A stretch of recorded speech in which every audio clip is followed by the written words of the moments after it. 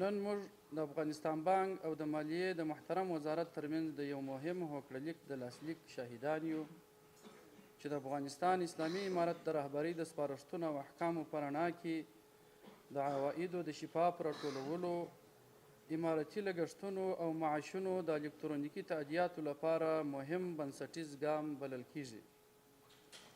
دا هوکړه د هیواد د مالی سکتور د پرمختګ، روڼتیا، حساب ورکونې او د امارتي مالی پروسو د معیاري کولو لپاره یو ستر تحول دی. دا هوکړه د امیر المؤمنین حفظه الله تعالی د 14/1443 هجري قمري کال د 2001 شمېرې حکم او همدارنګه د 24/9/1445 هجري قمري کال د 28مې ګڼې فرمان پر بنسټ ترسره کیږي چې پکې د عوایدو د روڼتیا، د بېنظمیو مخنیوی، د مالی چارو د ښه تنظیم او د امارتي لګښتونو د اغیزناک مدیریت لارښوونه شوې ده. د یادو احکامو له مخې ټولې امارتي عایداتي ادارې مکلفې دي چې خپل عواید د بانکونو له لارې راټول کړي، د خپل سري لګښت څخه ډډه وکړي او په مالي اجرااتو کې د روڼتیا اصل مراعات کړي. درنو ګډونوالو، تادیاتي سیستمونه د هر هیواد د مالي زیربنا یوه اساسي برخه ده چې د پیسو لیږد او د حسابونو چارې اسانه کوي، اقتصادي ثبات ته وده ورکوي او د بانکي سکتور مؤثریت زیاتوي. دا سیستمونه د خلکو، سوداګریو او حکومتونو ترمنځ په مالي راکړه ورکړه کې خوندیتوب رامنځته کوي. همدارنګه د سوداګرو لپاره تادیاتي سیستمونه د پیسو د لیږد سرعت زیاتوي او د نغدو پیسو د مدیریت لګښتونه کموي چې له دې سره سوداګریز فعالیتونه لا اغیزناک او مؤثر واقع کیږي. سربیره پر دې د پرمختللو تادیاتي سیستمونو کارول د ګمرکونو له لارې سوداګرو ته د دوی د مالونو د ژر سپارلو زمینه برابروي او د عوایدو راټولولو په برخه کې مرسته کوي. همدې ټکي ته په کتلو سره د افغانستان بانک او د مالیې محترم وزارت په ګډه همکارۍ د هیواد د مالی زیربنا د پیاوړتیا او د تادیاتي سیستمونو د خپلواکۍ په موخه سیستمونه سره وصل کړي چې نن په همدې موخه هوکړلیک لاسلیک کیږي. دا سیستمونه په پخوا د بهرنیو کمپنیو له لوري په خورا لوړ لګښت سره جوړېدل او د افغانستان اسلامي امارت تر فتحې وروسته یو شمېر د هغوی له لوري وهم تړل شول. خو د افغانستان بانک دا ننګونه یو فرصت وګڼه او د خپلو داخلي ظرفیتونو پر مټ یې تر هغو د ښه کیفیت او سرعت لرونکي سیستمونه جوړ کړل. اوس دا سیستمونه د افغانستان بانک خپل ملکیت دی چې نه یوازې په رغونه یې لګښت نه دی راغلی بلکې کلنی فیس هم نه لري. دا ستر پرمختګ د هیواد د مالي ځان بساینې په لور یو مهم ګام بلل کیږي. د دې هوکړې پر اساس به د افغانستان بانک بین البانکي تادیاتي سیستمونه ACSS او د افغانستان د تادیاتو سیستم یا APS د مالیې د محترم وزارت له لاندې سیستمونو سره نښلول کیږي. اول، اسیکوډا د ګمرکاتو د معلوماتو خپلکاره سیستم. دوهم، سکتاس د مالیې وزارت د مالیاتو جامع او معیاري سیستم. دریم، اپمیس د مالیې وزارت اړوند د افغانستان د مالی ادارې معلوماتي سیستم. د یادونې وړ ده چې د افغانستان بانک او د مالیې د محترم وزارت د یادو سیستمونو مهمې برخې لا له وړاندې نښلول سوي او په بریالیتوب سره ارزول سوي دي چې پایلې یې مثبتې وي. د دې سیستمونو د نښلولو له لارې به لاندې مالي تعاملات په شفاف ډول برېښنایي کیږي. اول، د امارتي عوایدو راټولول او ثبت. له دې وړاندې امارتي عواید یوازې د افغانستان بانک په مرکز او څانګو کې په منول یا لاسي ډول راټولېدل چې له امله یې چارې پر وخت نه سوې ترسره کېدلی. خو د دې سیستمونو په نښلولو سره به عواید په برېښنایي ډول راټولیږي او د مراجعینو د انتظار او وخت د زیات څخه به مخنیوی وشي. همدارنګه هغه سیستمونه چې د مالیې له محترم وزارت سره وصل نه وو د سیکوډا په سیستم کې د پی نمبر په منول یا لاسي ډول اجرا کېدی. دا چاره د دې لامل کېده چې د CBS او اسیکوډا سیستمونو ترمنځ د یو شمېر حسابي توپیرونو د رامنځته کېدلو سبب شي. خو د افغانستان بانک د معلوماتي ټکنالوژي، تادیاتو، مالی او محاسبې او د اړوندو لویو امریتونو په هلو ځلو سره وتوانېدی چې د یادو سیستمونو په وصل سره ستونزه حل شي. د یادونې وړ ده چې په هغو سیستمونو کې چې لا هم هلته په هغو سیمو کې چې لا هم هلته بانکي اسانتیاوې وجود نه لري. د افغانستان د تادیاتو سیستم په یادو سیمو کې هم د درنو هیوادوالو لپاره د پاز ماشینونو له لارې اړینې اسانتیاوې رامنځته کوي. دوهم، د امارتي لګښتونو اجرا. د اپمیس سیستم د وصل چارې هم تر ازموینې لاندې دي چې په وصل سره به یې په دې برخه کې اړینې اسانتیاوې رامنځته شي. د بیلګې په ډول له دې وړاندې د امارتي لګښتونو په منوال ډول د چک له لارې لومړی د افغانستان بانک ته راتلل او تر هغې وروسته سوداګریزو بانکونو ته په منوال ډول استول کېدل. په راتلونکي کې به دا پروسه په برېښنایي ډول د سیستمونو له لارې ترسره کیږي چې ټول سوداګریز بانکونه به د دې سیستمونو سره وصل وي او د هیواد په 34 ولایتونو کې به فعالیت ولري. باید وویل سي چې د هیواد په هغو سیمو کې چې هلته بانکي اسانتیاوې نشته، د افغانستان د تادیاتو سیستم یا ای پی ایس به دوی ته په هغو سیمو کې د پاز ماشینونو له لارې اړینې اسانتیاوې برابروي. دریم، د امارتي کارکوونو معاشونه.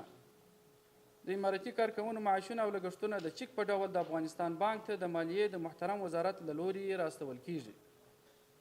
دا چکونه په منوال یا لاسي بڼه سوداګریزو بانکونو ته اجرا کیږي چې دا چاره ډیر وخت ته اړتیا لري او د اجراءاتو د ځنډ لامل کېده. خو د دې سیستمونو په وصل سره به معاشونه او لګښتونه په برېښنایي ډول اجرا او ټولې چارې به یې په چټکۍ سره ترسره شي. د الکترونیکي تادیاتو د سیستم له پلي کېدو سره به ټول اړوند اجراءات په نړیوالو معیارونو برابر ترسره شي او همدارنګه د عوایدو، لګښتونو او معاشونو اجراتي پروسې به په معیاري او منظمې شي. د نغدو پیسو فزیکي راکړه ورکړه به محدوده شي، په چارو کې به چټکتیا رامنځته شي او د پیسو د ژر زړېدو، لیږد او له احتمالي خطر څخه به مخنیوی وشي. د هیواد په ټولو ګمرکونو کې به د سوداګرو لپاره اړینې اسانتیاوې رامنځته شي. د بیلګې په توګه تعرفه لرونکی شخص کولی شي چې د هیواد په هر سوداګریز بانک یا د افغانستان بانک په څانګو کې او یا هم د افغانستان د تادیاتو سیستم د پاز ماشینونو له لارې خپلې تحویلیانې ترسره کړي. د سوداګریزو بانکونو له لارې به امارتي عواید په وخت سره یا ریل ټایم ډول د مالیې وزارت په حسابونو کې راټول شي. د شفافیت، حساب ورکونې او مالي نظم لپاره د راپور ورکولو پرمختللي میکانیزمونه به پلي شي. نړیوالو معیارونو او د نورو هیوادونو تجربې.